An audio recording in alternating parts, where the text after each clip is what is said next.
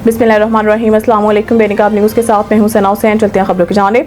अब रुक करते हैं तहसील जलालपुर जट्टा का, जहां पर हमारे बेनकाब न्यूज़ के नुमाइंदे चौधरी अदनान अली तारड़ मौजूद हैं। इनकी रिपोर्ट के मुताबिक आज हमारे बहुत ही प्यारे भाई चौधरी गुलाम मुस्तफ़ा उपल, चौधरी गुलाम मुर्तज़ा उपल, पंजाब पुलिस चौधरी आबिद हुसैन उपल, शहीद के वालिद मोहतरम चौधरी मोहम्मद अकबर उपल क़ज़ाए इलाही से वफ़ात पा गए हैं। इनकी नमाज जनाजा बाद नमाज असर नंदपुर टिब्बा कब्रिस्तान में अदा किया गया। चौधरी मोहम्मद अकबर उपल की नमाज जनाजा में समाजी सियासी शख्सियत चौधरी अकराम ओपल और चौधरी काशिफ रजा ओपल ने शिरकत की और थाना सदर जलालपुर जट्टा फुरकान अहमद और मीर अदनान ने शिरकत की और हजारों लोगों ने शिरकत की।